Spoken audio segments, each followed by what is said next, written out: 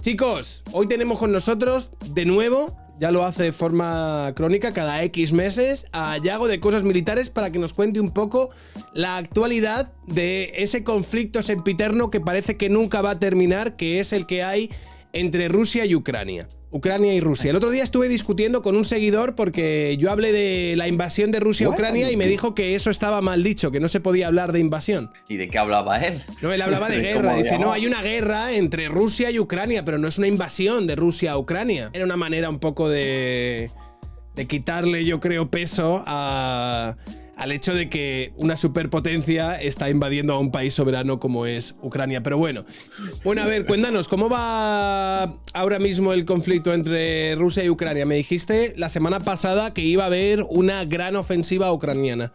¿Cómo se ha desarrollado el conflicto en los últimos meses y en qué estamos ahora mismo? Bueno, yo lo primero de todo sí que quería pedir perdón a tu audiencia, que la última vez que vine yo pensaba que los ucranianos iban a... Bueno, era lo que me parecía más probable, ¿no? Iban a lanzar una gran ofensiva, pero bueno, se ve que se habían agotado ya y con la movilización rusa luego no pudieron.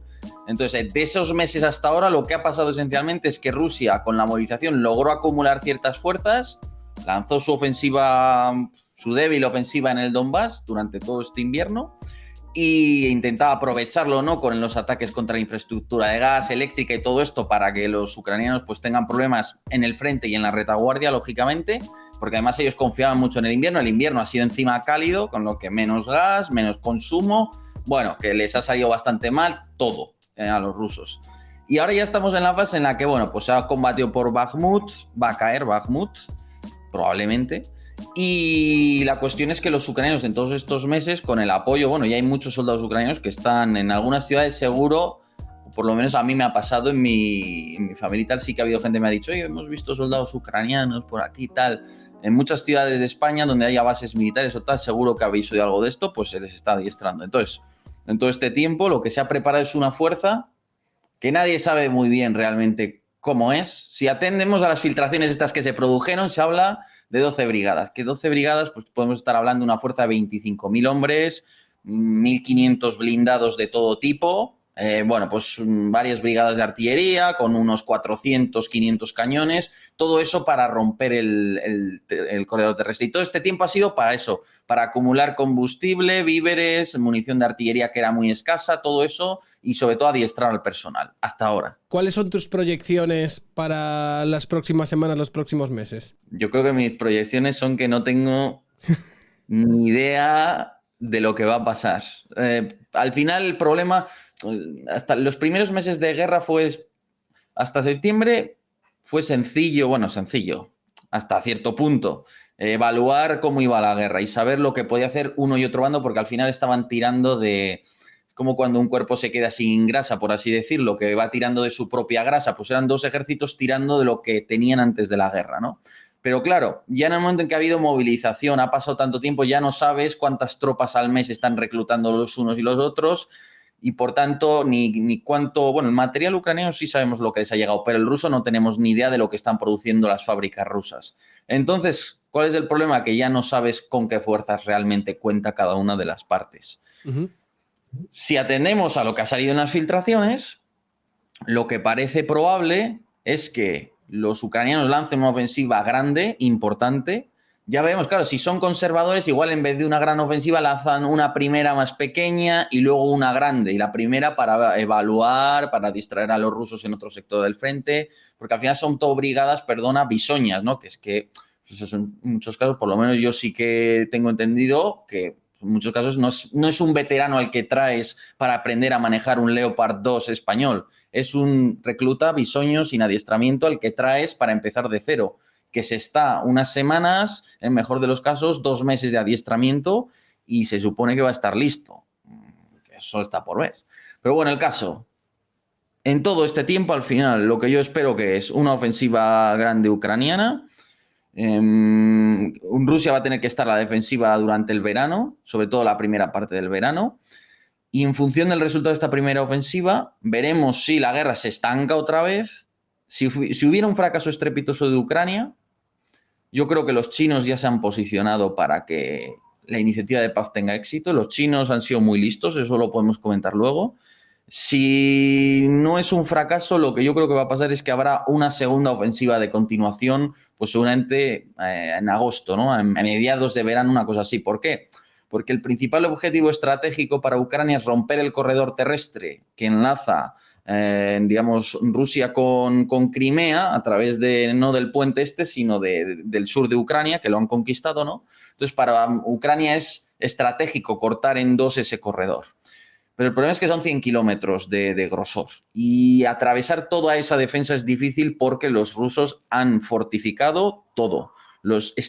Hay 20 kilómetros ahí iniciales que son demenciales en apariencia, es decir, son campos de minas inmensos, alambradas, trincheras, obstáculos, erizos checos, esas X de acero.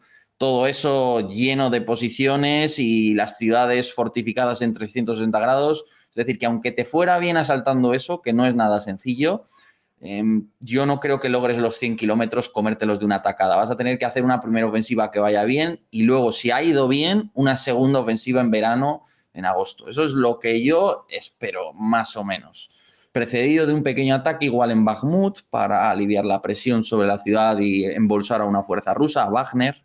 O aprovechando que Wagner, claro, el ejército ruso ve a Wagner como un competidor. Mira, esto es un apunte interesante. Sí, Tú que hay hablas gente tanto que al me final está preguntando mucho por el grupo Dime. Wagner me están diciendo que si se están medio rebelando, qué es lo que estaría sucediendo con... Bueno, para empezar, ¿qué son? Porque yo me imagino que habrá gente que no lo tenga claro. ¿Y qué es lo que estaría sucediendo con él? Wagner, ya sabéis, pues que toma el nombre se supone, de uno de los fundadores, que se le apodaba Wagner. Ya sabéis que, bueno, pues hay unos cuantos neonazis rusos, Dmitry Utkin se llama, que están relacionados con la fundación del grupo. Entonces, ya sabéis que los nazis, la música de Wagner, pues siempre ha sido así, se ha ligado de alguna manera. Sí. La cuestión es que Wagner, yo creo... Y aquí ya entro un poco a especular, pero yo creo que Wagner nació a partir de la guerra de Crimea, cuando ya Putin y Rusia asumieron que iban a un enfrentamiento con Occidente, después de lo que pasó en Ucrania, y lo que querían era intervenir a nivel mundial, estar mucho más activos a nivel mundial, pero hacerlo de una manera no obvia, no como en tiempos de la Guerra Fría enviando al Ejército Rojo, asesores del Ejército Rojo, cazas MiG, todo eso, sino hacerlo de otra manera. Entonces dicen, vale, vamos a pillar una tapadera. Cogemos a este señor, Prigozhin, que es como un chicote. Es que esa es la gracia. Prigozhin es el chicote de Rusia, básicamente. Es un cocinero, una persona muy interesada en la restauración, con su red de restaurantes, todo eso. Y le va a ser un poco la tapadera, ¿no? Por si indagan aquí los occidentales. Y ese es el origen de Wagner, para intervenir en África, Oriente Próximo, a bajo coste. Es una manera de subcontratar un servicio militar a un coste mucho más bajo, político y económico. De hecho, les tenemos al sur.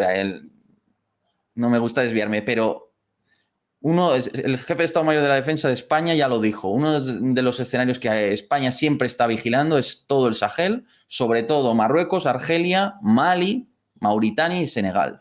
En Mali tenemos metido ya a Wagner y bueno, de hecho ha logrado expulsar a Francia hace muy poco. El ejército francés ha tenido que irse de Mali. Pero bueno, ese es otro tema. El asunto, que Wagner está presente en muchos lugares y además, en el marco de esta guerra, ¿qué ha sucedido? Que los rusos necesitaban carne de cañón. Y a medida que el ejército ruso se ha demostrado incapaz de alcanzar los objetivos estratégicos y esto se ha vuelto la Primera Guerra Mundial, pues han necesitado subcontratar carne de cañón al fin y al cabo. Entonces, lo que no puede hacer el Estado, o estaría feo que hiciera el Estado, como traer mano de obra presidiaria, que en realidad le están permitiendo a las empresas hacerlo, porque es que ya no es solo Wagner, es que las empresas, las fábricas de tanques, tienen turnos ya de 24 horas y uno de los turnos, por ejemplo, en Uralvagonzavod, que es una de las mayores fábricas de tanques del mundo, han metido mano de obra presidiaria, parece ser también.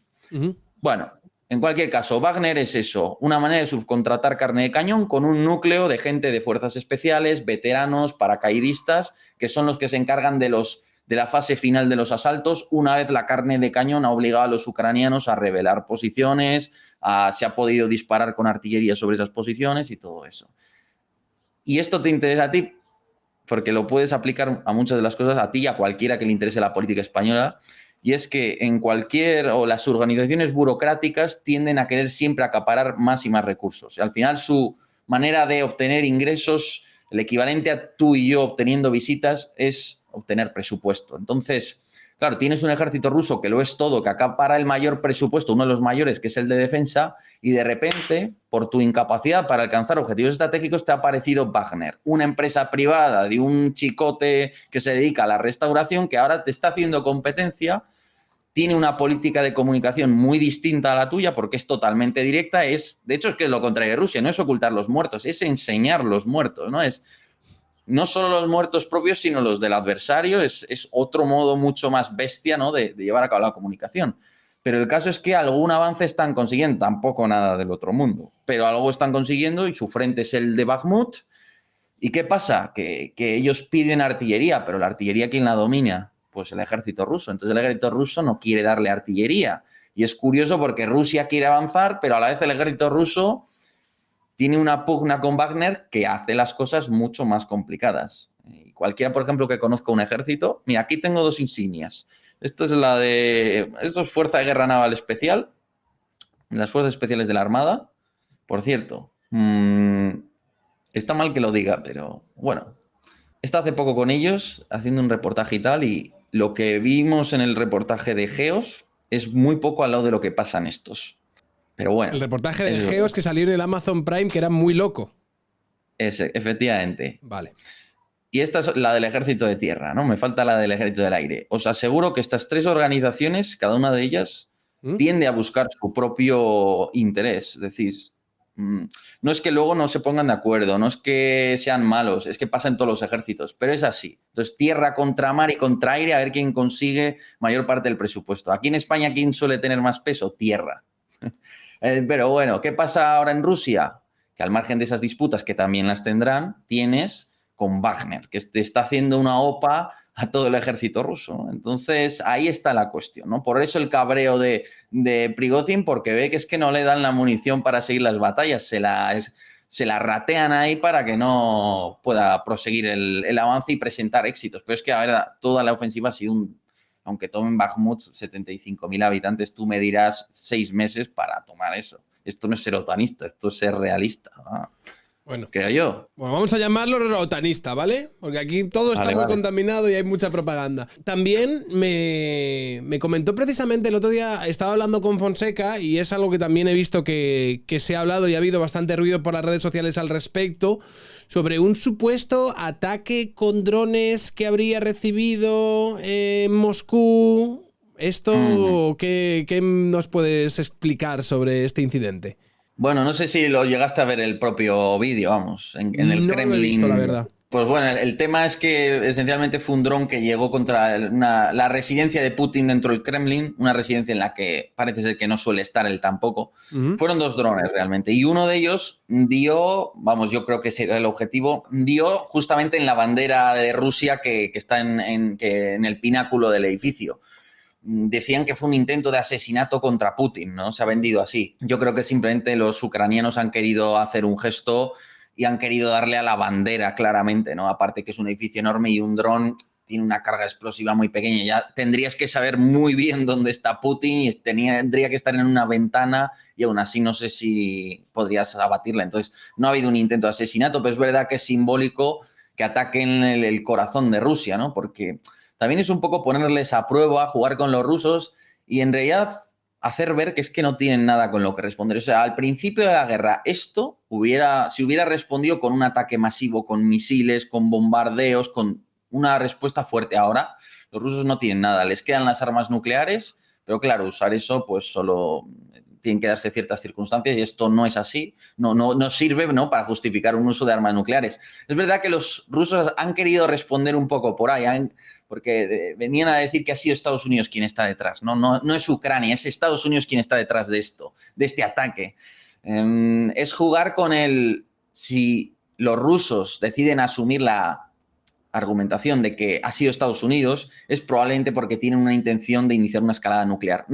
No en este caso, quiero decir, si lo hicieran de manera sistemática y les viéramos martillo pilón con que es que han sido los estadounidenses los de ataque, entonces sí probablemente sería porque quieren ir por esta otra vía, ¿no? Por la de empezar a jugar seriamente con el tema nuclear. El tema es que las potencias en la Guerra Fría se respetaban, no hacían nada en el territorio madre de la otra potencia que no fuera inteligencia contra inteligencia, lo habitual. Pero no facilitar un ataque con explosivos o algo así, ¿no? Pero ahora esas líneas cada vez están más difusas y claro, la debilidad rusa yo creo que llama a la ambición, tanto a Ucrania como a Estados Unidos. Llama, venga, vamos a darle más armadas. Y claro, como los rusos han sido tan bravucones, han dicho tantas tonterías de que es que si entregáis armas, cazas, habrá respuesta, y no ha habido respuesta. Lo único que hacen es poner líneas rojas que nadie respeta luego. Claro, eso nos acerca peligrosamente a confiarnos demasiado, porque las armas nucleares no hay que dejarlas de tener en cuenta. Que yo no creo que los estadounidenses se confíen del todo, ¿eh? Pero te relaja más de igual de lo que debería. En todo caso, ¿para qué lo han hecho los ucranianos? Yo creo que es como el ¿Está claro que augurio lo antes hayan de la hecho los batalla. ucranianos? O sea, ¿se sabe ya Sí. con certeza que eso lo han hecho los ucranianos? Porque Con yo certeza leí por aquí algún comentario, claro, esto es el caldo de cultivo perfecto para conspiracionistas de todo tipo o gente que inventa narrativas que muchas veces pues son muy imaginativas, ¿no? En plan hablando ya de falsas banderas, de esto han sido los propios rusos porque quieren provocar esto, quieren provocar aquello, es decir, ¿alguien ha reclamado o reivindicado ese ataque? No, oficialmente no. Pero, hombre, es sospechoso que poco después empezara a emitirse en las televisiones ucranianas antes que en las rusas, ¿no? Por ejemplo. Además, en las televisiones, que es que no es las redes sociales que cualquiera escribe, en las televisiones y más con la guerra hay un control de lo que se emite. Los ucranianos oficialmente han dicho que no, pero vamos, yo creo que tiene toda, además por el tipo de dron que se ha empleado, que parece el típico que emplean también para atacar Crimea, una especie de mugging, algo de una mezcla de componentes civiles con probablemente electrónica, o mejor dicho, radioelectrónica, vamos a llamarlo así, militar. El radioenlace tiene que ser, yo creo, de grado militar, el sistema de guía debe ser de grado militar, el resto probablemente es componente civil, creo yo, probablemente, ¿no? Entonces sí, yo creo que lo han hecho, creo que está relacionado con la ofensiva, es golpear a los rusos por primera vez de esa manera en su capital, a la propia residencia de Putin. Lo veo como algo de propaganda para elevar su moral antes de los días que se avecinan, cuando va a ser muy importante. No es un poco como, no sé, el ser humano siempre busca explicaciones, cosas a las que agarrarse. Y antes de la batalla, antiguamente, pues si volaban los pájaros, el cielo estaba gris o hacía sol, lo interpretaban, todo eran augurios. Yo creo que el ser humano tiene un poco esa tendencia y esto es parte de esa idea, ¿no? Es el decir, es un buen augurio que haya funcionado, que justamente la capital del enemigo, el Kremlin, haya sufrido este ataque en la bandera antes de la ofensiva. ¿Cómo es que Ucrania sigue soportando todo el desgaste que provoca este conflicto, tío? O sea, en un primer momento yo recuerdo que todo el mundo estaba en plan de, buah, tú, 2 semanas, 3 semanas, esto va a ser una escabechina, van a durar poco y tal, y de repente llevamos, tío, que se está dilatando y dilatando y dilatando en el tiempo, y esta gente continúa ahí. Totalmente, ¿no? Es que lo primero es otra mentalidad.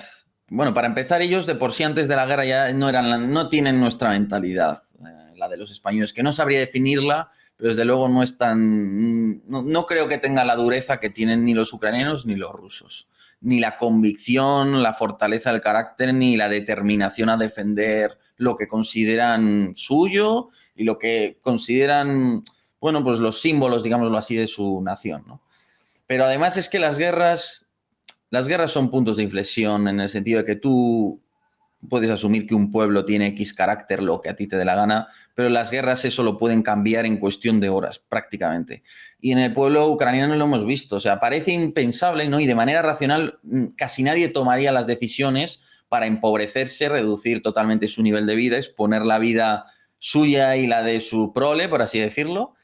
Pero a la hora de la verdad, lo cierto es que cuando te sumerges en esa dinámica, tienes un odio al invasor, ves cómo ha matado a gente, ves cómo matan a civiles, ves a mujeres llorando porque a su hijo la tal, cuando te están llegando constantemente vídeos de un soldado ucraniano al que le han cortado los testículos, de todo eso, la gente despierta otro ánimo, despierta un ánimo mucho más duro y al final los misiles, los drones, pues sí, llegan una noche, la mitad los interceptan, la otra mitad caen, unos en unas fábricas, alguno cae en una ciudad, sabes que te puede tocar, pero la estadística te dice que al final no es tan probable que te toque y al fin y al cabo pues te vas adaptando psicológicamente a eso y por eso el pueblo ucraniano ha aguantado, o sea, el invierno no ha sido bueno, ha habido problemas lógicamente con el suministro de gas y eléctrico, podría haber sido peor, pero han aguantado, se han adaptado y yo creo que es la determinación de quien tiene un odio y unas ganas y una saña y un...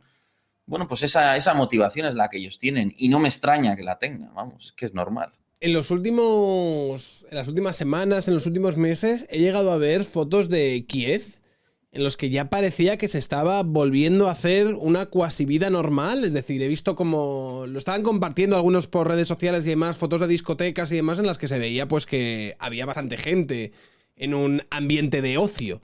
Y eso a mí me ha llamado la atención.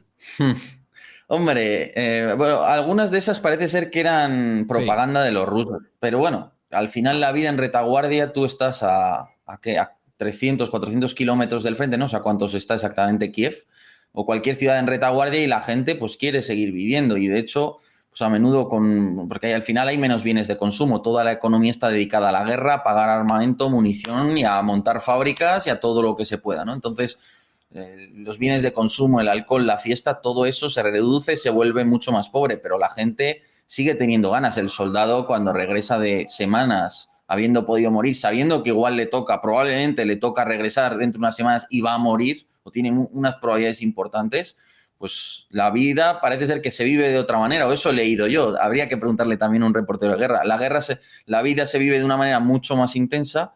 Y es lógico que la gente también quiera tener sus momentos de fiesta, con más motivo, te diría yo, en una guerra, porque no tienes muchos de esos motivos. Más allá de eso, el frente son 1000 kilómetros. El grosor del frente puedes computarlo pues como 20, 40, 50 kilómetros, pero ya lo que está detrás rara vez recibe un misil, un dron, no ves combates, puede que veas cosas, pero no ves nada. Entonces la retaguardia, de hecho, la zona que está cerca de Polonia, pues está relativamente tranquila, que también es un problema porque a veces los ucranianos del este, yo creo que lo han percibido como que el esfuerzo que están haciendo ellos, el castigo del sufrimiento, está siendo muy superior, mientras en el oeste pues las ciudades están mucho más tranquilas, apenas han recibido, ¿no? Sus misilazos se han llevado todas, pero han recibido muchos menos ataques, ¿no? Bueno, es ese contraste entre el día a día y el frente. Vale, aquí hay gente que me está preguntando. Y dice uno, Yago, dices que a los rusos no les queda nada y están sobrepasados, pero lo que leo hoy en la prensa matutina española, poco sospechosa de putineja, hoy Ucrania ha sido sometida al segundo mayor ataque aéreo desde el inicio de la invasión rusa. A ver si nos aclaramos, o los rusos no están tan mal o los ucranianos no están tan bien. Yo creo que, una cosa, antes de que contestas, a mí me parece que muchas veces la gente, cuando está pegada a alguno de los bandos, les gustan las narrativas en las que parece que su bando, entre comillas, va ganando o que el otro va perdiendo o que mira... El otro día vino un tío que era súper prorruso, aunque me decía que él era imparcial, pero no estaba ni siquiera hablando de este tema, porque yo normalmente no hablo de este tema, pero me vino a hablar como de mi sesgo antirruso y todas estas movidas.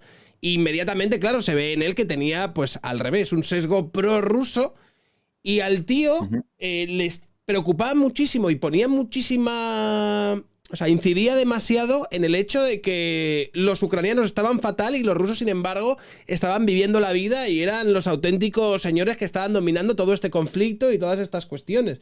Me parece algo curioso el hecho de que intentemos distorsionar la realidad en función de nuestros propios sesgos para que ésta se adecue más a lo que a nosotros nos gustaría que estuviese sucediendo. Lo digo por el tío que ha puesto el comentario. Y ahora, si puedes contestar.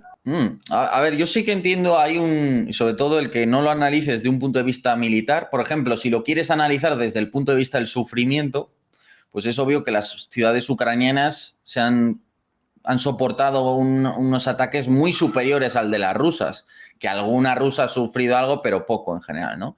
O sea, desde ese punto de vista puedo entender que la gente dice, no, pero es que, claro, a Ucrania la bombardean de vez en cuando, mientras que a Rusia no. Bueno, en ese sentido, si quieres verlo así, vale, pero eso no es síntoma de nada. Eso sí es síntoma de que Rusia tiene más armas de largo alcance, eso es cierto, como las tiene más que toda Europa. Vamos, yo creo que sumas a Alemania, Reino Unido, Francia, España, Italia, no creo que sumemos ni una quinta parte del arsenal de misiles que tenía Rusia, que aún así es más pequeño que el chino o el estadounidense, pero bueno, ese es otro tema. El asunto, ¿cuál es? Que Rusia tiene esa capacidad y la utiliza, pero es que es lo único que hace y es su respuesta ante la incapacidad para avanzar por tierra. Es decir, es que esto viene igual de la concepción que había antes de la guerra. No sé por qué la gente en algún momento ha decidido pensar que las guerras se ganan con ciberataques y lanzando misiles a larga distancia y ya está, y no hay que hacer más. Nunca ha sido así. Los seres humanos vivimos, por eso la geopolítica es interesante, porque ¿dónde vive el ser humano? En la tierra, en las ciudades. Aquí están nuestros símbolos, nuestras sedes de gobierno, nuestras empresas. Entonces tú puedes bombardear y puedes destruir edificios, pero los ingenieros, la gente que tiene el conocimiento se puede ir a otro sitio, puede reconstruirlo en cualquier otro lugar. Puedes hacer daño, puedes baquetear a una nación, pero si esa nación tiene voluntad de resistir, pensad que un misil, Rusia tiene un pedazo de arsenal de misiles, ¿vale? Pedazo de arsenal, ¿eh? Como te digo, más que toda Europa, que puede tener 3.000, 4.000, 5.000 misiles, como mucho. Es decir, que si se dedica a lanzar más o menos 10 misiles al día, se agota su arsenal en año y medio. 10 misiles al día, ¿eh? Para un país de 40 millones de habitantes, con una extensión enorme. O sea que los misiles son muy escasos. Tienes 4, los lanzas muy puntualmente y ya pueden servir para acompañar una ofensiva en tierra o para algo más. Porque si solo vas a usar los misiles, ya te digo yo que nunca consigues un objetivo estratégico. Entonces, ¿que Rusia bombardea mucho más a Ucrania? Desde luego. ¿Que se le están agotando los misiles y que tiene mucho menos que al principio de la guerra porque los ha malgastado al principio? También. ¿Que ahora están intentando tirar de drones iraníes porque son más baratos y tal? Desde luego. Pero que todo esto se debe a que Rusia es incapaz de avanzar por tierra, de llegar a Kiev, de tomar los objetivos estratégicos. Eso también está muy claro y eso es el mérito de Ucrania y por eso decimos que Rusia está perdiendo la guerra, porque para Rusia no ganar es perder. Tú no puedes enfrentarte a un país que es secundario, un país como Ucrania, que ni histórica ni militarmente tiene un peso importante y que te esté aguantando 1 año y medio de guerra y te va a aguantar 2 años y lo que has conseguido está bien. O sea, has conseguido una parte del sur del país, has conseguido algo, pero chico, te han derrotado a las puertas de Kiev, te has tenido que salir de ahí pitando. En septiembre te has tenido que largar de todo Kharkov con la pérdida de un ejército entero porque te lo habían medio rodeado y has tenido que dejar 300 tanques y no sé cuánto material abandonado. O sea, es que eres una potencia, se te presupone un estatus. Un país como Ucrania no te puede infligir una derrota así en un año. Entonces, pues esa es la situación, que para Ucrania resistir es vencer, mientras que Rusia tiene que vencer con todas para vencer. Y Rusia no va a poder vencer con todas, no va a llegar a Kiev, no va a poder imponer sus condiciones unilateralmente y de hecho esta guerra probablemente se va a estancar en lo que está. Por tanto, bueno, y con todo el ejército ruso destrozado, habiendo tenido que hacer una movilización, bueno, que es un auténtico desastre. Por eso Rusia no está ganando en ningún caso esta guerra. Rusia está a contener daños, a aguantar el territorio que tiene y ya veis que han evacuado todo el mundo en una amplia franja del corredor terrestre. O sea que ven que eso puede caer y ven que va a haber combates y están a la defensiva. Bueno, yo lo veo así. Ahora, que la población rusa vive mucho mejor que la ucraniana ahora mismo, que sufren menos la guerra, todo eso, desde luego, no cabe ninguna duda. Eso sí. Ucrania, si está haciendo todo esto, si se está aguantando todo esto, lo estará haciendo porque tiene también ayuda por parte de Occidente, Estados Unidos y Europa. Sí. No, bueno, yo creo que eso nadie lo ha negado nunca, ¿no? O sea, no sé si lo dices porque hay gente como echando en cara, ¿no? Que te dicen... No, yo no sé. estoy leyendo ahora mismo que haya nadie echando en cara nada, pero me imagino que la autonomía ucraniana en ese sentido debe bastante al hecho de que se le hayan aportado, porque hay mucha narrativa en tanto en cuanto nosotros deberíamos de dejar de armar a Ucrania, ¿no? Yo por eso siempre pienso que los equidistantes o los pacifistas en este conflicto al final me parece que su posición es ayudar directa o indirectamente a Rusia. Porque en el momento en el que Occidente deje de dar armas o ayudar a Ucrania, a quienes estás favoreciendo directamente es a los rusos. Sí, no, vamos, totalmente. No, es que hay gente que plantea y que viene a decir que es Occidente entero contra Rusia y que como están armando Ucrania, pues Ucrania es como un pelele que se deja armar y se deja ir a la guerra y se deja morir por los intereses de Occidente. O por lo menos a mí en mi canal me viene mucha gente a insinuar eso, lo cual es absurdo, ¿no? Y a veces te dicen, no, es que es Rusia contra o todo Occidente, no es solo contra Ucrania. Es incorrecto decir que es solo contra Ucrania. Y dices, mira, chico, a ver, una parte de la industria militar occidental está apoyando a Ucrania, pero vamos, que aquí no hemos hecho movilización ni hemos hecho nada raro para apoyar a Ucrania y no le estamos entregando todo lo que le podríamos entregar.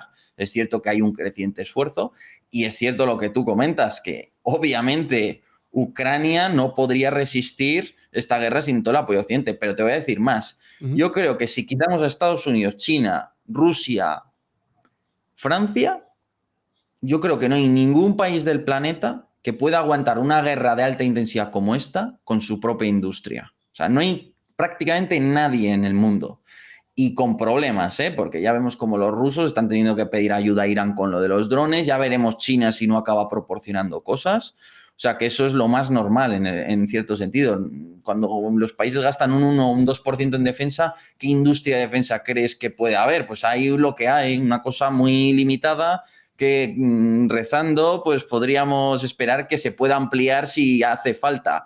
Y ya está. El caso, que al final, obviamente, Ucrania depende de Occidente y sobre todo, más que de Occidente, de Estados Unidos. Estados Unidos puede, quitándoselo de su ejército, que eso es lo que no quieren, pero quitándoselo de su ejército pueden mantener la guerra y entregarle lo que necesita a Ucrania. O sea que sí, vamos, eso está claro, está cantado. Vale, aquí nos han dicho, ¿qué opinas de que China está intentando jugar a dos bandas por si en caso de derrota Rusia quedarse con un trozo del papel siberiano? Preguntan por aquí. ¿Esto tiene algún tipo de sentido? ¿Cuál es el papel que está teniendo China los últimos meses? Los chinos son muy interesantes. Bueno, uno de los miedos que tiene Rusia, ¿cuál es? Que todo Siberia, todo eso, al final, lo que es Rusia, más o menos, si no recuerdo mal, eran pues 80, 100 millones de habitantes de los Urales hacia Europa y el resto, que son pues eso, 40, 60 millones, todo el resto del país. Es decir, que está muy poco poblado.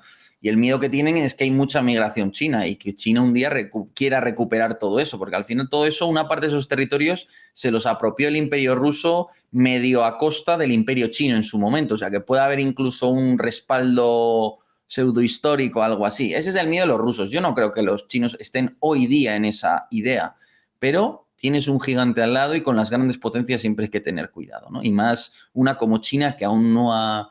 Bueno, esta es una idea mía. Yo creo que China aún no ha desplegado sus verdaderos colores, aún no nos ha mostrado cómo es realmente como potencia, porque está muy constreñida por Estados Unidos y tal. Si algún día logra derrotar a Estados Unidos, sacarle de Asia-Pacífico o algo así, yo creo que veremos cómo es China, de verdad, cuando tiene libertad y es la primera potencia. El tema es que eso de un lado, el miedo ruso a China. Luego, de otro lado, China en la guerra. China se ha posicionado con Rusia, pero de una manera política y económica. En realidad se ha posicionado estratégicamente. ¿Por qué? Porque al final, vale, es cierto que no entregan armas, eso es importante, pero también es cierto que al comprarle y facilitarle la compra de todos esos hidrocarburos a Rusia, pues le están haciendo un favor estratégico. Ese dinero financia el Estado ruso, sin ese dinero Rusia no se financia. También es verdad que fuera de Europa, ¿qué piensan los países? A mí este conflicto me da igual, otra carnicería europea más, yo tengo petróleo barato de Rusia y ya está, y eso es lo que me importa. Por tanto, China está en esa misma dinámica. Tengo mucha industria, muchas necesidades energéticas y por tanto esto me viene muy bien. ¿Qué no quiere China? Verse arrastrada completamente por el conflicto, que poco a poco se está viendo arrastrada, porque ya, por ejemplo, han pasado de eso a entregar ayuda no letal.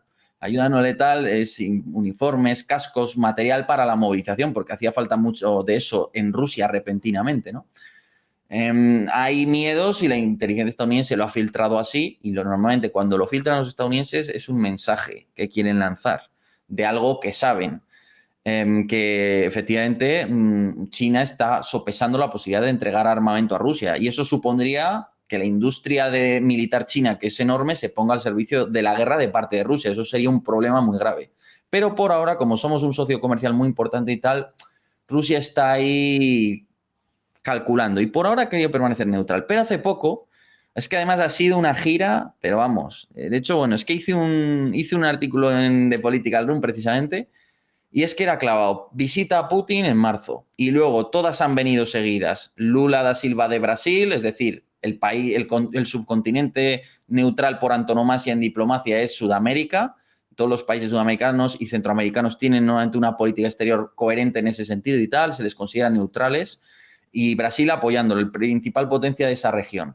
Luego visita reunión con Pedro Sánchez. ¿Por qué? Porque España va a presidir el Consejo de la Unión Europea a partir de julio. Por tanto, es importante tener ese interlocutor europeo. Macron, la gran potencia y la más activa probablemente en Europa y quizás una de las más reacias dentro del bando occidental al propio Estados Unidos, porque a Francia le han hecho varias putadas, con perdón de la expresión, los estadounidenses.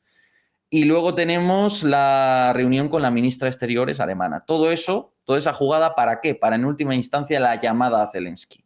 Y en la llamada a Zelensky acuerdan que van a enviar un enviado especial, que es el primero que tienen en Europa. Normalmente son para Israel, Oriente Próximo, Cuerno de África, zonas conflictivas.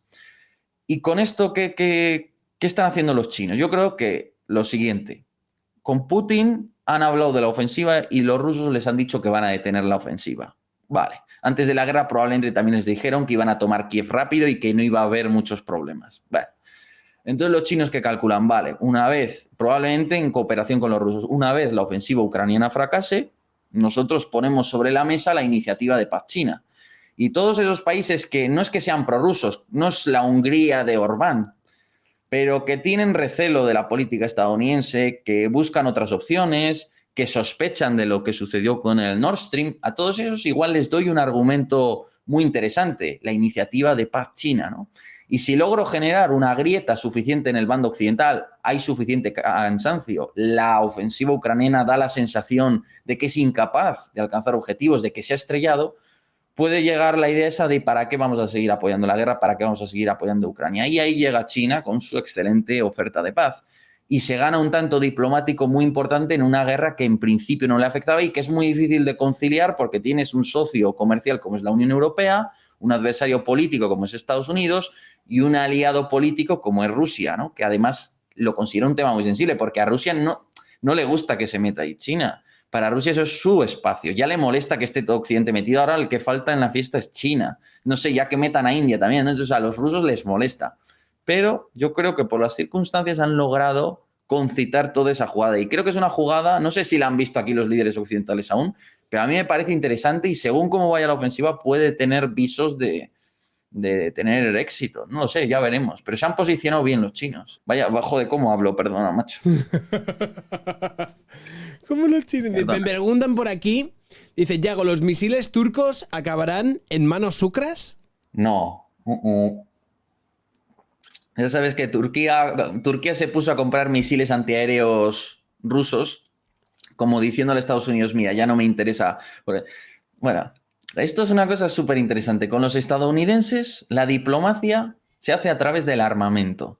Esto es así, principalmente. Hombre, hay más factores, depende de países, pero como una línea general, a los estadounidenses lo que les importa mucho es colocar su industria de defensa, venderte armamento, que generarte cierta dependencia, ¿no? Desde el punto de vista del material, alimentar su industria de defensa, porque al final la seguridad es como un candado, por así decirlo, sobre el orden mundial. Mientras Estados Unidos tenga la posibilidad de intervenir en cualquier parte y la posibilidad de apoyar a cualquier país y todo eso, pues eso es un valor político que además frena a muchos países de aventuras militares y todo eso. Entonces, desde el punto de vista diplomático, ¿qué hace Turquía? Compro misiles rusos, con lo que le estoy diciendo a Estados Unidos, ya no me interesa cooperar contigo, soy el socio díscolo de la OTAN, que Turquía siempre ha sido así, pero con Erdogan se ha exacerbado en los últimos años. Vale.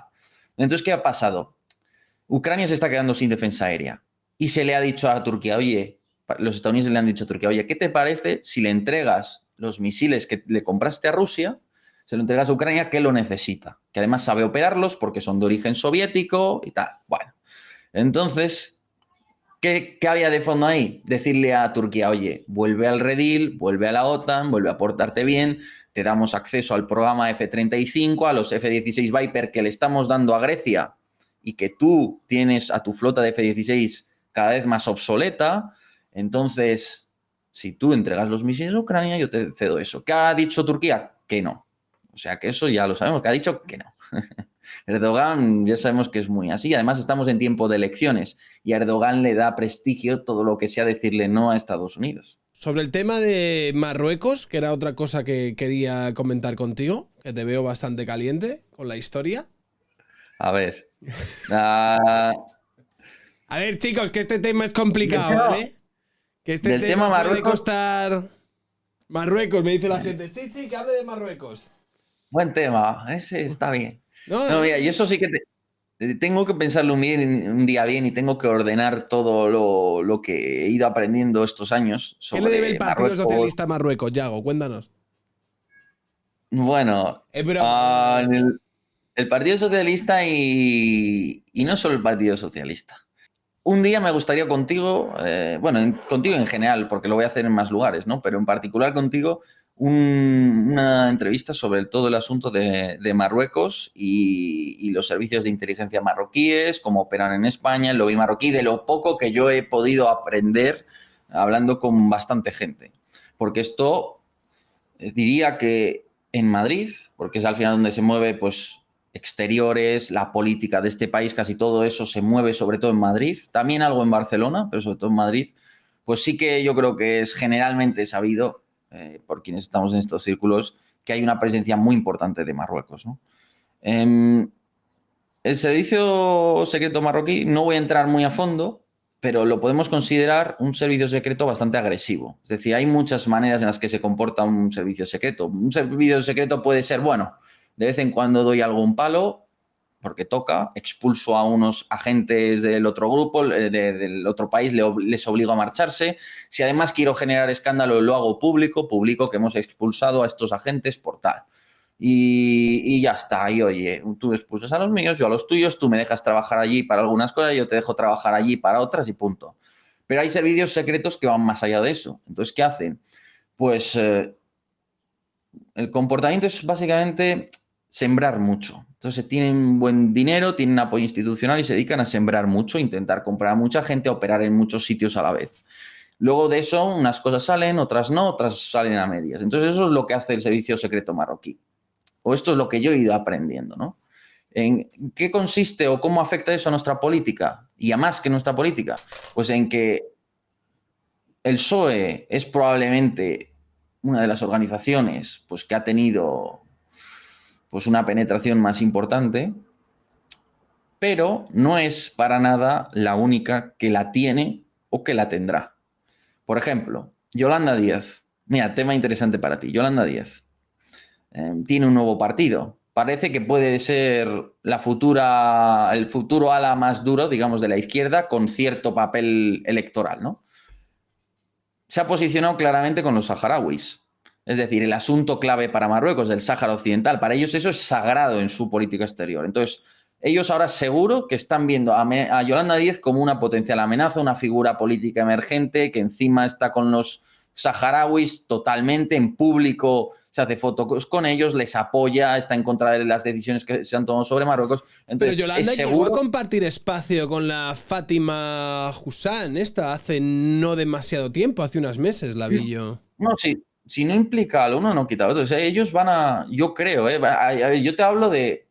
Tengo un conocimiento al final muy superficial, porque esto al final tendrías que buscarte a alguien, pues, o del CNI o de algo así para que te hable. Y eso yo lo he intentado, pero no hay manera de que te acepten una entrevista. Pero bueno, el asunto es que, por lo menos en mi conocimiento más superficial, lo que hacen es sobre todo ir a por individuos. No es tanto que, hombre, saben que hay organizaciones en las que quieren tener influencia, pero sobre todo hay individuos, o sea, y que un individuo pueda estar ligado intensamente en una medida más pequeña o poco a los marroquíes no implica que ni la gente a su alrededor lo esté, ni toda su organización lo esté, ni nada. Pero sí, no tengas ninguna duda de que en nuestros partidos políticos, de que en todo lo que suceda, todos estos partidos que veis aparecer por Ceuta y Melilla, vamos, una sensación mía, pero no creáis que hay mucha iniciativa ciudadana. O sea, no sé cómo explicarlo. La cultura árabe, en general, la marroquí como parte de esa cultura, no tiene una gran iniciativa civil. No es una cultura en la que emerjan ONGs y este tipo de organizaciones como champiñones, al contrario. Entonces, cuando aparecen iniciativas de este tipo,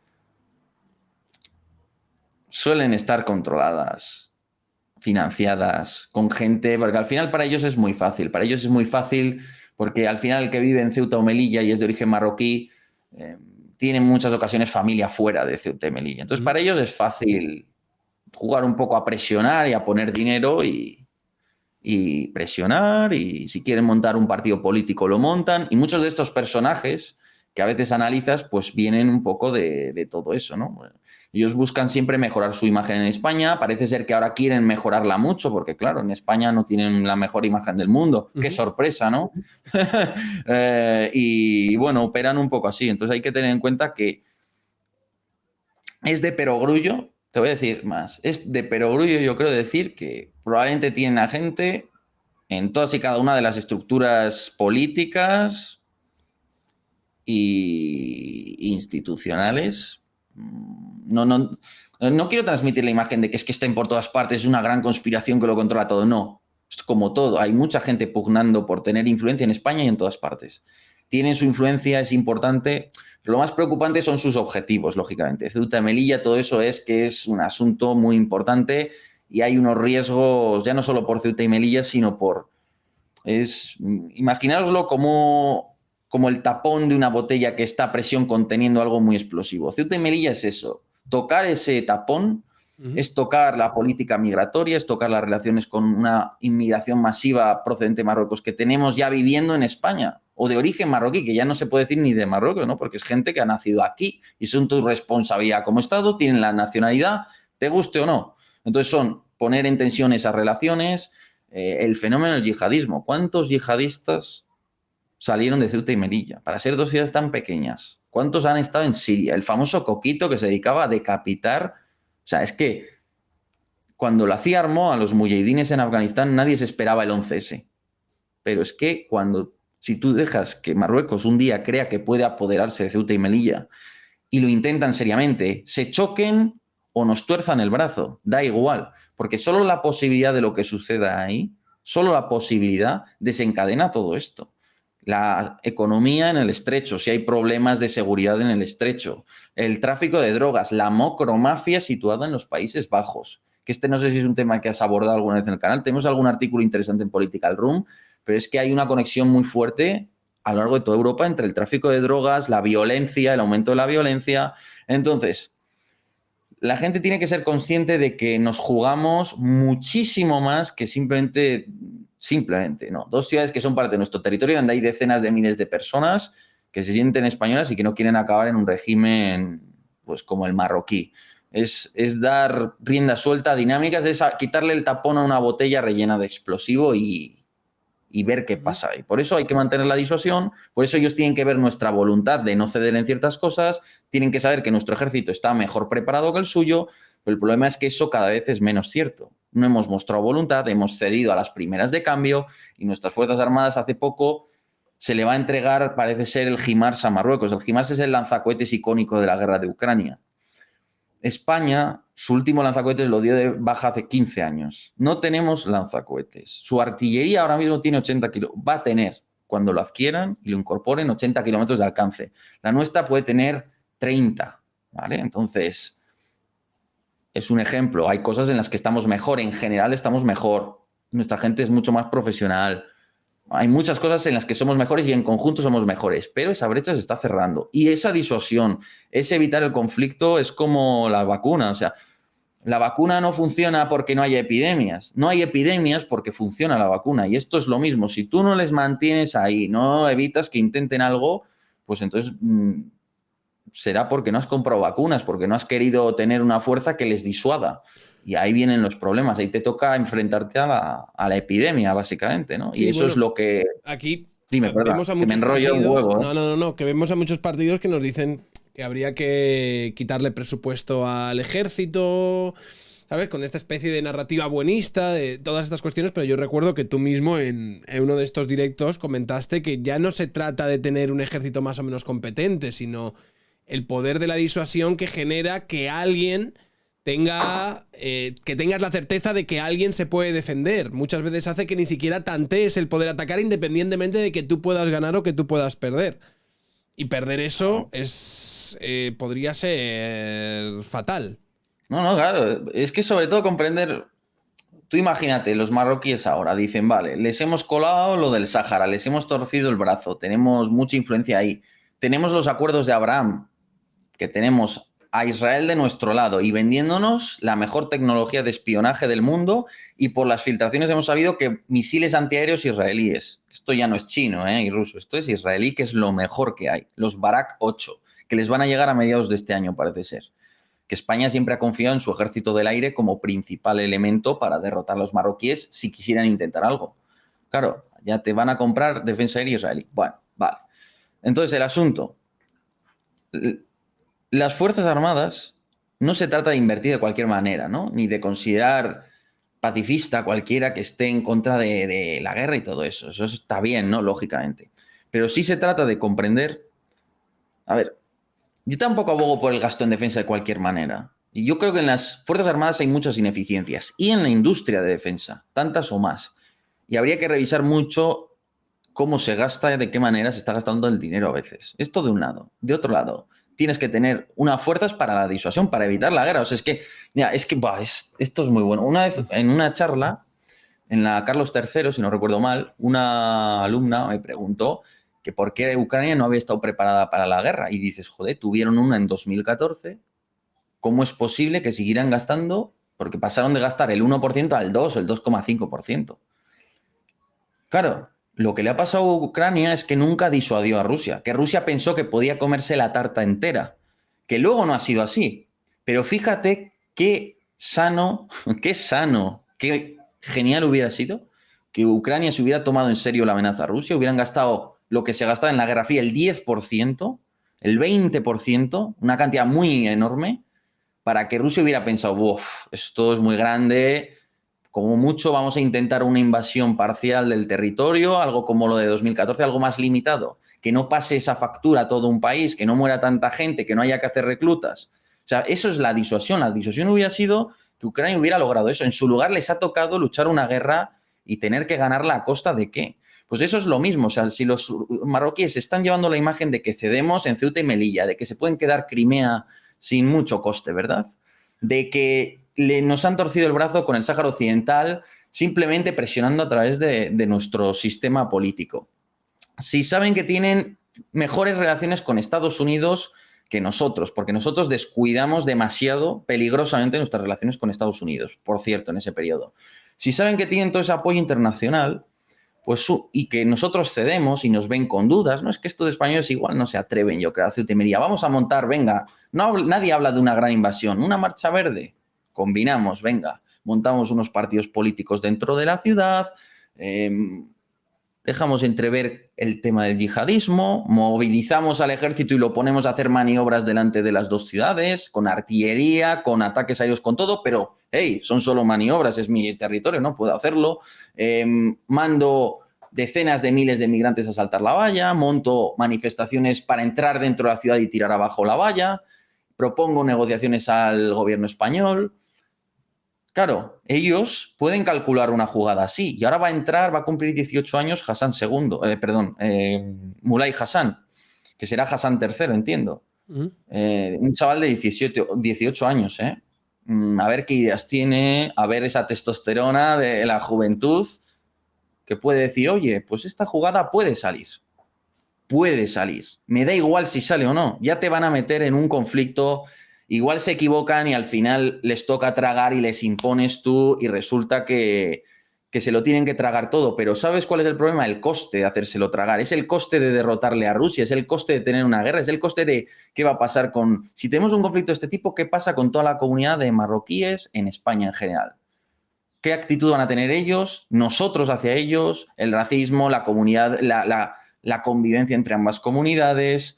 ¿Qué va a pasar con el yihadismo? ¿Qué va a pasar con el tráfico de drogas? ¿Qué va a pasar con las relaciones económicas que son muy importantes? ¿Qué va a pasar con la seguridad del estrecho de Gibraltar? Porque es uno de los cuellos importantes de la navegación de todo el Mediterráneo. ¿Qué va a pasar con las Canarias? Porque es que lo peor es que el siguiente paso también son las Canarias. ¿Qué va a pasar con los nacionalismos internos? Porque recordemos, el nacionalismo catalán, ¿de dónde surge? El regionalismo surge sobre todo a raíz de la derrota en Cuba. La percepción de debilidad, de un Estado que no es capaz de proteger los intereses de Cataluña. O sea, la cantidad de cosas que pueden pasar, que son impredecibles, si jugamos mal aquí las cartas, son brutales. Por eso es fundamental, y la gente se tiene que meter esto en la cabeza, es fundamental que haya disuasión. Que nos vean con la voluntad y con el material de hacer lo que toque hacer. Por eso es muy importante transmitir esa idea. En material estamos mal, pero en voluntad a veces da la sensación de que estamos aún peor. Pero bueno. A ver, yo creo que tiene bastante sentido lo que está diciendo, ¿no? Es decir, es que el hecho de que alguien siquiera se puede plantear, como tú has puesto de ejemplo el ejemplo de Rusia y Ucrania, si esto no hubiese sido así, independientemente de que si a posteriori Rusia supiese lo que iba a pasar si invadía Ucrania, probablemente no lo hubiesen hecho, pero en el momento en el que planteas dudas y al otro le abres la puerta para que entre de esa manera, pues pueden pasar cosas como lo que ha sucedido ahí. Dice, es fácil, el día que llegue lo veremos y luego los analistas dirán, donde dije digo, digo Diego. La carta de la disuasión la tenemos en el momento en el que formamos parte de la OTAN. Ya, pero no en territorio africano, ¿no? En Canarias sí, pero Ceuta y Melilla no están en la OTAN. No están en la OTAN, pero vamos, que eso no es ninguna garantía. O sea, la OTAN sería un poco garantía si vamos a... Que es que esta es otra. Tú esperas entrar en Kiev sin pegar un tiro y acabas en la guerra en la que estamos viendo que parece la Segunda Guerra Mundial. O sea, que los marroquíes empiezan montándote lo que te he comentado, acabamos que hay un incidente que matan a unos soldados que no sé qué, la guarnición decide responder con artillería o los marroquíes y ya tienes montado el lío. O sea, que es que no es solo que, digamos, el tema de disuadir, que eso enseguida se te va de las manos, ¿no? Pero, ¿cuál era la pregunta? Perdona, que se me ha ido la olla. No, estaban preguntando por la OTAN, porque la gente está diciendo. La OTAN es garantía si vas a un conflicto abierto, porque, por ejemplo, nuestras bases aéreas en la península pues están protegidas por la OTAN, entonces podríamos atacar con bastante comodidad y ellos no deberían lanzarnos misiles a la península. Además, llegado el caso, pues como medida extrema siempre puedes poner todo al lado de Rota, que están ahí los estadounidenses, y si cae un misil en una base estadounidense, pues... Pero bueno, eso es una idea que yo tengo. El tema es, Ceuta y Melilla no están en manos no están protegidas por la OTAN, están fuera del tratado, y aunque lo estuvieran, las tácticas que usan Marruecos no son una guerra convencional, no es un asalto como el ruso contra el que puedas invocar cómodamente a la OTAN. Entonces hay muchas más grietas en el argumentario de la disuasión a través de la OTAN. Aparte que si tú no tienes voluntad, da igual lo que la OTAN diga o haga. Si tú te rindes, pues mira, la OTAN no va a hacer nada, ¿no? Y además está el tema de que, por ejemplo, Francia, en su momento cuando entró a la OTAN en los años 50, pues también incluyó a Argelia, porque en aquel momento la consideraban provincia francesa, como en la protección de la OTAN. Obviamente eso no sirvió para nada. Entonces, nuestras ciudades están... Es una herramienta más que tenemos la de la OTAN, están bien, yo creo que, y estoy a favor de que estemos en la OTAN, lógicamente, me parece, vamos, el ABC de la diplomacia española es estar en la OTAN, la Unión Europea, eso es básico, pero a partir de ahí no es una garantía per se, es una herramienta más que tenemos que puede ser útil, pero no es la panacea ni te protege de nada. ¿Cómo se pueden contrarrestar las cargas masivas de civiles a la valla de Ceuta y Melilla y cómo se pueden prevenir? Pues muy buena pregunta. Principalmente, yo lo que creo es que la primera y mejor herramienta sería tener una voluntad firme y meter en vereda a Marruecos. Yo creo que nos tienen muy tomada la medida. ¿En qué sentido lo digo? Mira, por ejemplo, Argelia. O sea, Argelia tiene una presión migratoria que podría ser perfectamente equiparable a la de Marruecos. Es un país más grande, con más población. Está también bastante cerca. ¿Y por qué no tenemos esa presión? Porque además es que no es la... Bueno, claro, ahí no hay un territorio, ¿no? Eso es verdad, no hay una valla. Pero bueno, cayucos, todo eso, no vienen ni mucho menos de Argelia los que vienen de Marruecos. El Estado marroquí puede controlar eso. Mucho más de lo que lo hace. Lo que pasa es que, claro, tú les has acostumbrado a que cada vez que quieren algo, venga, migración. Entonces les viene muy bien que siempre de vez en cuando haya esa amenaza de asaltos y tal. Entonces, mientras tú puedes construir un muro gigante si quieres, no sé, de muchísima altura, pero puedes poner medidas, aprobar lo de las expulsiones en caliente, puedes hacer una serie de cosas que más o menos se hacen. Pero al final, si pones a miles de personas al lado y les dejas pasar, les dejas que dancen asaltos, pues algunos se van a colar, la presión va a estar ahí, y si no, pues irán en cayuco a Canarias, que es lo que está pasando cada vez más, ¿no? Entonces el tema yo creo es más pasa por el Estado marroquí, porque no le hemos mal acostumbrado a pedir a través de esta herramienta, entonces pues no le interesa nada controlarla. Si no vendría algo de migración, pues seguro que sí, pero no de esa manera. Y luego además hay que tener en cuenta que el grueso de la migración pues viene muchas veces por avión, ¿no? Como turista, ¿no? Llega aquí a España y punto. Y ya está, y es controlar otras cosas. Yo creo que más que de migración en sí, la migración, pues como todos los fenómenos, es muy complejo y hay que analizar pues, muchos tipos de orígenes, culturas, cómo afecta, cómo se integra, cómo no se integra, todo eso, y a partir de ahí, pues establece unas medidas más restrictivas para unos, más favorables a otros, lo que sea, ¿no? Y ya está. Vamos, yo lo veo así, pero evitarlo, difícil. Y encima con un Marruecos al que le das incentivos para que lo haga, pues tú me dirás. Te lo parará unos años, luego volverá, creo yo. Dice, ¿no se supone que en la última reunión con la OTAN en Madrid se dijo que Ceuta y Melilla están bajo el paraguas? ¿Qué va? No se hizo nada, en absoluto. Ojalá. No, se hizo una leve referencia al Sahel y no sé si al norte de África incluso, pero no. Eso tendríamos que meterlo, ojalá se intente meterlo en agenda en la OTAN, todo el tema del flanco sur. Por eso es interesante la presencia de Wagner en Mali, de los rusos en Mali, porque puede servir de palanca para ver si se mete la OTAN en el flanco sur y así se le puede controlar más a Marruecos, porque ya si está la OTAN hay un cruce ahí de intereses de OTAN, España, Marruecos, que Marruecos tendría que respetar más. Bueno, tendríamos palancas de influencia, ¿no? Si está más metida la OTAN. No tendrían tanto margen de acción porque, claro, mientras la OTAN no le presta atención, no lo considera un escenario relevante, no hay recursos, no hay interés político, no se preocupan por las relaciones entre los países. Bueno, yo lo veo así, más o menos. Bueno, chicos, pues yo creo que estaría. Dice, Vox lo planteó en el Congreso y se votó en contra. Cuando Argentina entró en Malvinas, ¿qué hizo la OTAN? Yo les cuento ya Ceuta y Melilla, solo rezo por conservar Canarias. Bueno, como vemos aquí, planteamientos de todo tipo. Que con esa actitud nos quitan Canarias y Ceuta y Melilla al final. En la vida hay que ser serio. Tú no dejas que tu vecino llegue y se quede con la mitad de tu casa, ¿verdad? Pues esto es lo mismo. Esto es tener un poquito también. Es que es una pena porque en España el nacionalismo ha sido muy cutre y no ha sabido crear un sentimiento de unión más natural, más normal, de bueno, tener un orgullo también de decir, bueno, somos españoles, no debemos ser unos flipados ni unos engreídos como otras nacionalidades, ¿no? Incluso al norte de España, pero también ten un poquito de orgullo y de amor propio, ¿no? Como lo tenemos todos en esta vida, no dejes que te pisen, no dejes que te falten el respeto, no dejes que te pongan la bandera hacia abajo, no porque seas un nacionalista fanático, loco, que cualquier cosa le ofende, pero sí por una cuestión de darles un mensaje, de decir, oye, aquí la gente tiene también un amor propio, una dignidad, no sé, esas cosas deberían valer algo también en política exterior, creo yo, ¿no? Y una actitud como país de, pues eso es un orgullo defender tus cosas, ¿no? Eso es tuyo y acá santo de qué te lo va a quitar un país mucho más pobre, mucho más débil, ¿qué es esto? Una broma. Si fueras Estados Unidos igual me lo quitas, pero Marruecos, por favor. Bueno, es ese puntito de echarle... Eso es lo que nos falta, gente. Están aplaudiendo en los comentarios, la madre que me parió.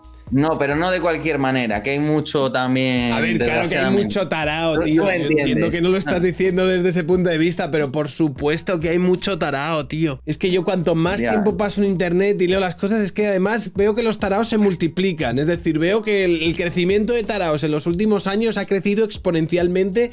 Una barbaridad. Y sobre todo, cada vez hay más niños, chavales y tal, que salen de la adolescencia y tal, y son unos tarados. Lo cual es terrible, dramático, y no augura nada nuevo, nada bueno en un futuro. Tarados de todo pelaje, te hablo, ¿eh? Madre mía. Bueno, oye, Yago, no sé si querías comentar algo más. Nada, que como siempre un placer y oye, algún día pues ese tema de Marruecos, lo que pasa es que es delicado y no quiero abordarlo de cualquier manera, pero... Vale, pues hacemos una cosa, en un futuro vemos de qué manera lo planteamos y hacemos un directo como esto, pero hablando solamente del tema de Marruecos y además pues respondemos a las preguntas que nos planteen la gente que esté más o menos cuerda en los comentarios. Porque hay un poco de todo, ¿eh? No, chicos. No, lo hay. En mi canal también es igual. O sea que, bueno, muchísimas gracias, de verdad, Sergio, y que tengas buen día. Un gran abrazo. Yago, guapérrimo. Cuando pases por Madrid, avísame y nos tomamos una cerveza. Por supuesto, cuando pase por Madrid con tiempo, que eso va a ser más... Claro, pero el tiempo también te lo haces tú, rollo de, no, es que yo quiero volver a casa para cenar, para tomar la merienda. Rollo, podías también decir, bueno, me puedo quedar allí una tarde, no pasa nada. Sí, pero ya me quedo demasiadas tardes y tendría que sacrificar más tardes. Más tarde. Pero bueno, ¿no? que sí, además para mí es un placer, joder. Es una cuestión de voluntad. Yago, es una cuestión de voluntad. De amor propio. Bueno, venga, tío. cuidarse. Chao. Chao. Nos vemos.